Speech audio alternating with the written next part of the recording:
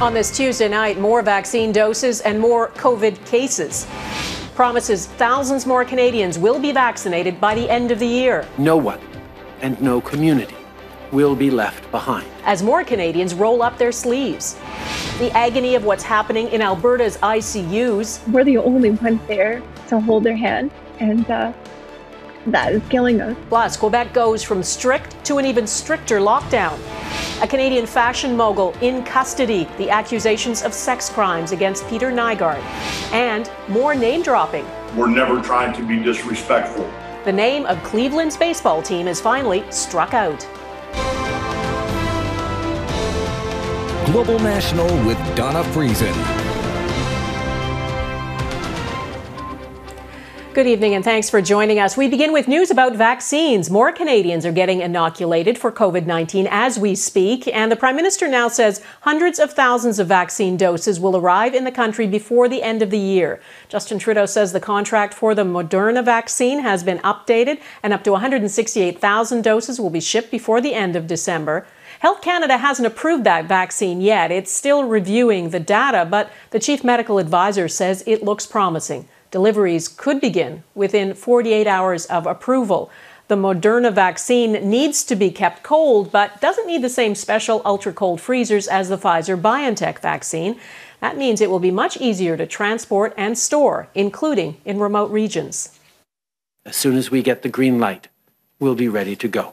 The territories are scheduled to receive doses of the Moderna vaccine in the coming weeks, pending Health Canada approval.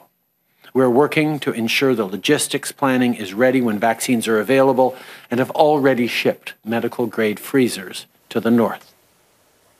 Up to 200,000 more doses of the Pfizer-BioNTech vaccine are expected to arrive next week. It is already approved, and today more doses were rolled out.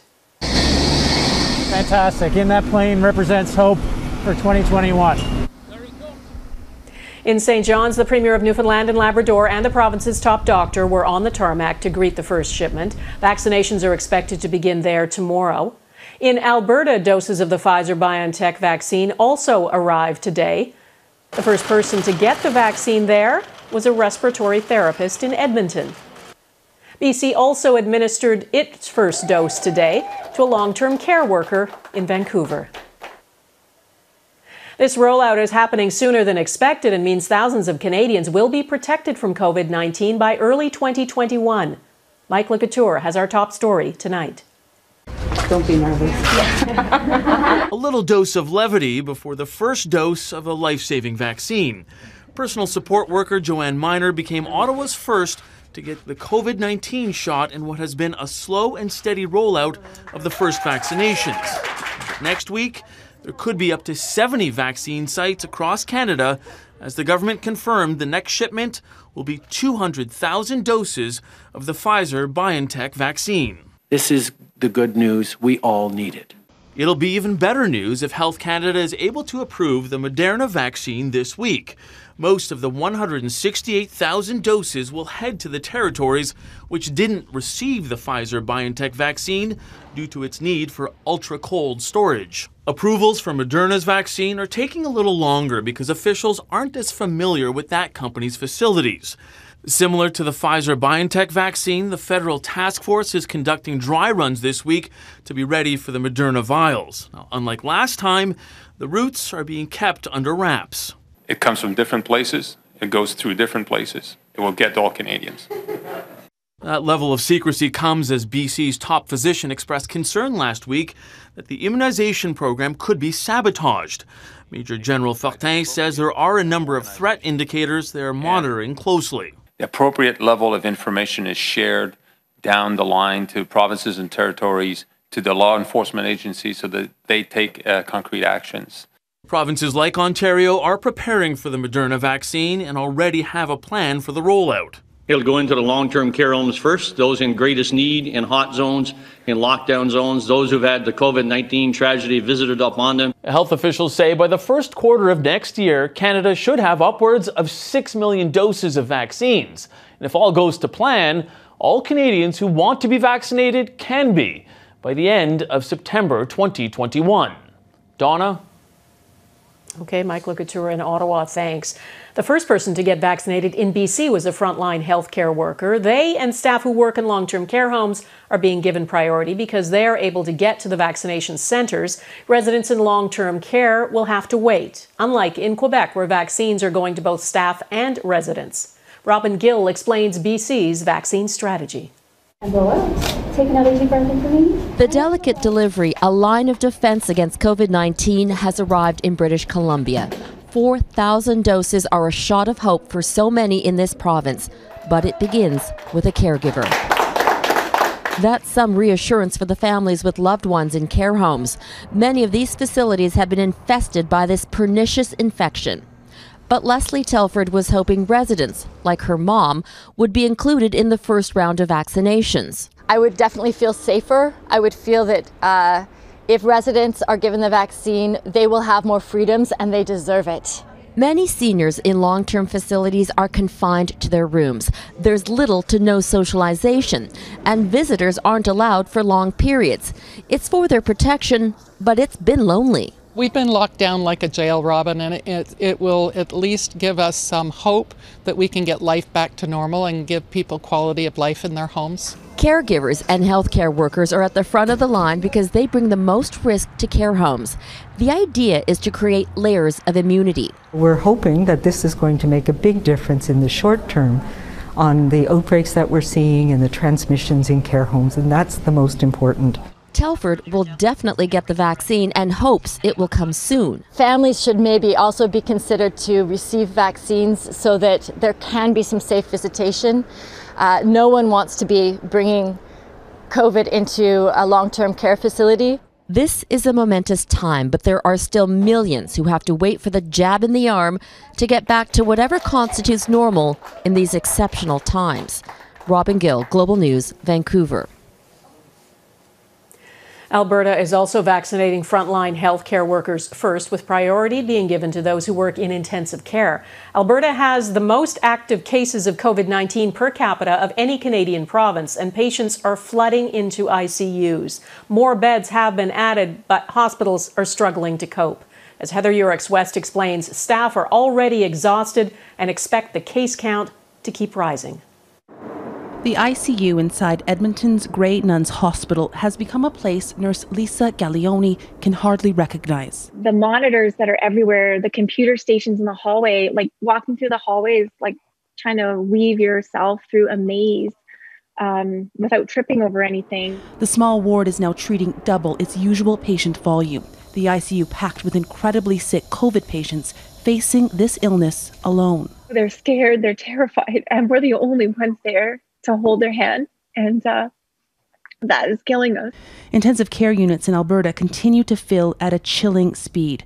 Since November 1st, the numbers have increased by 385%. The numbers of patients with COVID that are hitting the hospital, and particularly the intensive care units, is at a level that I've never seen before in 10 years of practice. The volume is absolutely incredible, and it's only going to get worse.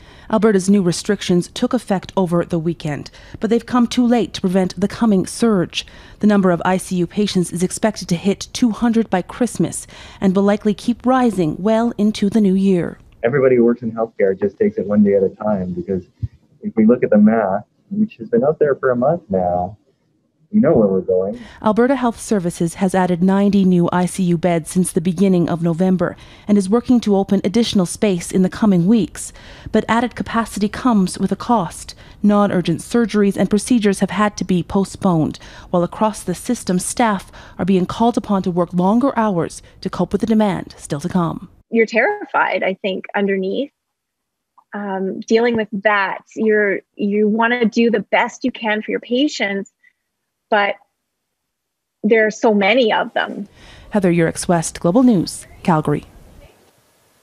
In Ontario, where almost 4,000 people have now died of COVID-19, the case count keeps rising too. Ontario broke its record for daily new cases today. Nearly 2,300 new infections were reported and 20 more Ontarians have died. The province says the spike may be related to a change in the way data is being collected, but it's unclear how much of an impact that had. Those are still disturbing numbers, and we do know that in some areas people are still not complying with the public health rules and regulations. What's especially concerning is the surging number of Ontarians in hospital with COVID-19. There are 921 patients in the hospital now, 249 are in intensive care. If the trend continues, Ontario could soon surpass the peak of the first wave in the spring. Now to breaking news out of Quebec. After weeks of rising cases there and hospitalizations, the Premier has announced harsh new measures to try to get the situation under control. Among the new restrictions, starting Christmas Day, all non-essential businesses will be closed until January 11th. Mike Armstrong has more details and reaction. Hello. It is exactly what Peter Grant wanted to avoid. The lockdown in the spring closed his store for 85 days. That one came as a surprise. We sort of figured it was coming. This one didn't. Grant says Premier François Legault didn't have a choice. I don't blame the Premier, no. No. It's not his fault that we got a coronavirus. Quebec has averaged over the last week more than 1,700 new cases a day and 26 deaths. The fear is if things continue like this, the province's healthcare system, already strained, could be overwhelmed. While Quebec's premier says half measures are no longer enough. The virus has a strong presence in Quebec, stronger than expected a month ago. Now, Quebec already has some of the tightest rules in the country, but as of December 25th, it's getting even tighter.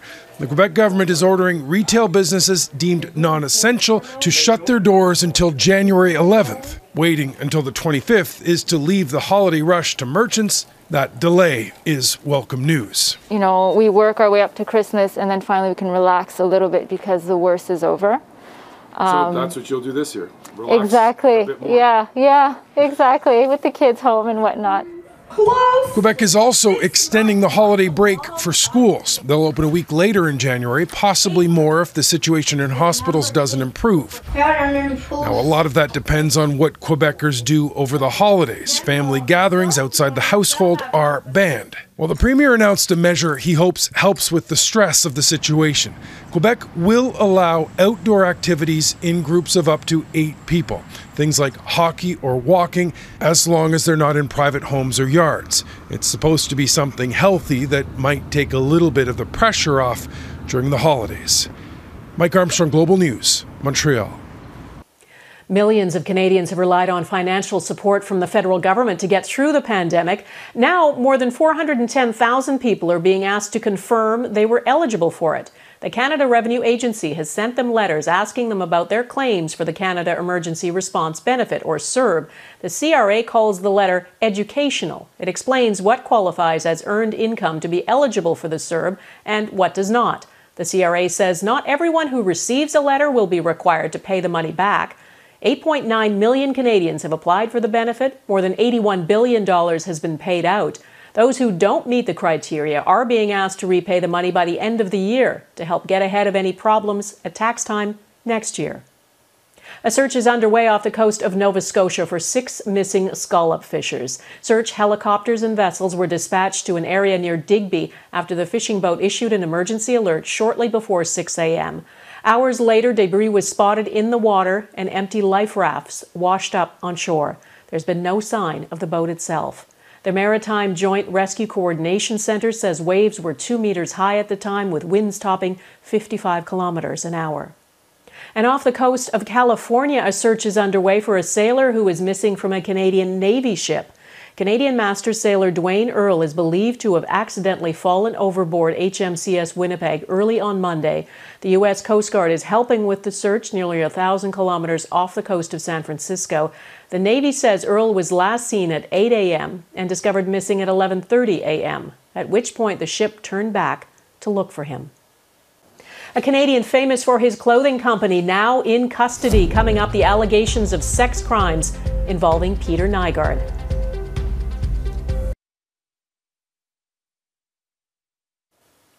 A Canadian who built an international fashion brand named after himself is in custody tonight. Peter Nygard was arrested in his hometown of Winnipeg following a U.S. extradition request. He's been indicted in the Southern District of New York on multiple charges of sex trafficking minors and racketeering. Two of his own sons have filed lawsuits against Nygard. Global's Joe Scarpelli was in the courtroom where Nygard appeared. Joe. Donna, Peter Nygard entered the courtroom in shackles, a gray hoodie, and a white face mask. The fashion designer then slowly made his way over to the prisoner's box, glanced over at the media quickly before turning his body towards the front of the room and resting his head in his hand. He looked nothing like the man you might recognize in these pictures. Nygard was arrested Monday night in Winnipeg following a request from the U.S. Justice Department to begin extradition proceedings to face charges in the United States as part of an ongoing investigation by the FBI and New York Police Department. The 79-year-old is facing a total of 9 charges. The charges include conspiracy to commit sex trafficking of a minor by force, fraud, and several more. Dozens of women joined a class action lawsuit accusing Nygard of rape, sexual assault, and human trafficking. 12 of the victims were minors when they say the crimes happened. Lisa Haba is a Florida attorney representing the women. We've waited so long for this day to come, so long for Peter Nygard to be criminally held accountable for his crimes.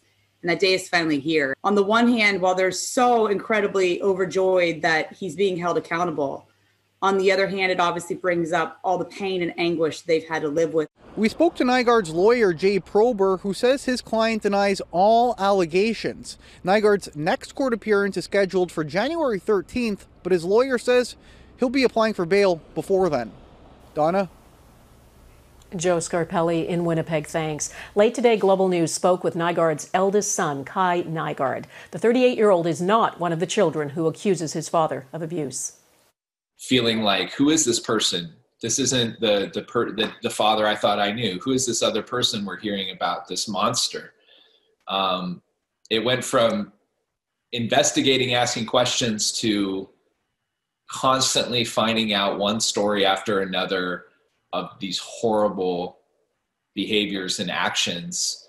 And it's been incredibly intense to be on the other side of it and wonder if he was ever going to get arrested.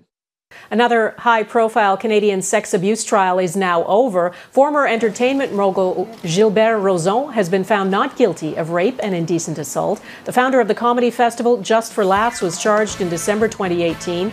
He faced accusations dating back to 1980 when he was 25 years old. The complainant, who was 20 at the time, testified Roseau aggressively tried to have sex with her after a night out. Roseau denied any assault took place. Ahead, the tragedy of Flight 752. Canada raises red flags about Iran's investigation.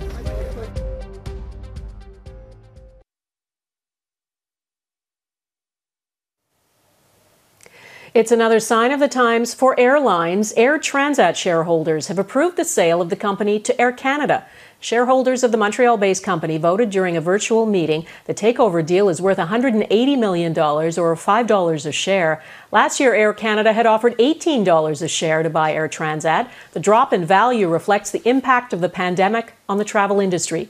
The deal still needs regulatory approval, but is expected to close early next year.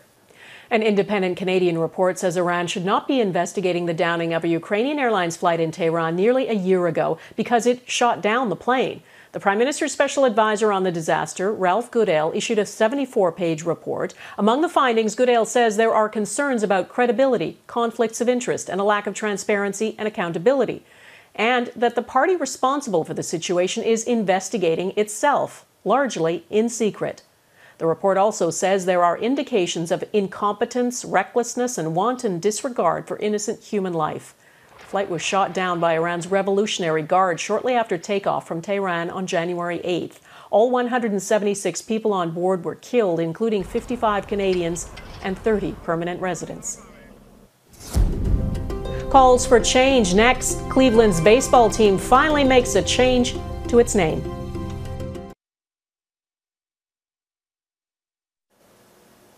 There is really no excuse anymore for sports teams to keep using names and logos that are offensive. Times have changed, and names that seemed appropriate years ago are now considered racist. Today, Cleveland's Major League Baseball team got with the program, as Eric Sorensen reports. The Indians. The name's been around more than 100 years in Cleveland. Parting with it won't be easy. We're never trying to be disrespectful. No, but the team has been under mounting pressure to recognize it is disrespectful. It comes 2 years after the Indians dropped the offensive Chief Wahoo mascot. In a statement, team owner Paul Dolan acknowledges the name has detrimental effects on Native American people, the club adding, "We can unify our community and bring people together with a new name." Philip Yenyo confronted Cleveland fans for years. It feels really good that steps are being taken, that our voices are being heard. It's taken decades for many U.S. colleges to abandon Indian-based nicknames and offensive mascots.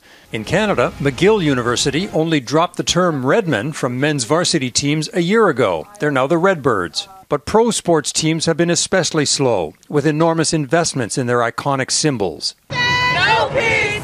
This past summer, however, protests against systemic racism brought new demands to drop such imagery once and for all. The Washington Redskins finally gave in after sponsors threatened to walk out. They're managing this season without a nickname. The Edmonton Eskimos are also looking for a new team name, and now so is Cleveland's baseball team, except not for another year, to give them time to switch to a new name and perhaps move some merchandise while they can. Some say it's a mistake to delay. Once you say you're not going to use it anymore, you can't use it anymore, or else you're sort of defeating the purpose of changing it. Still, the name will go, and that's the important thing, says one baseball writer. It's not a popular decision in Cleveland, but it had to be made. Several other sports teams still have controversial names, and the question is, who might be next to change? Eric Sorensen, Global News, Toronto. And that is Global National for this Tuesday. I'm Donna Friesen. Tonight's Your Canada is this picture postcard shot of Emerald Lake Lodge in Field, BC. Look at that. There are beautiful spots all over Canada. Please email us yours to viewers@globalnational.com. Thanks for watching. Hope to see you here again tomorrow. Take care of yourselves. Bye-bye.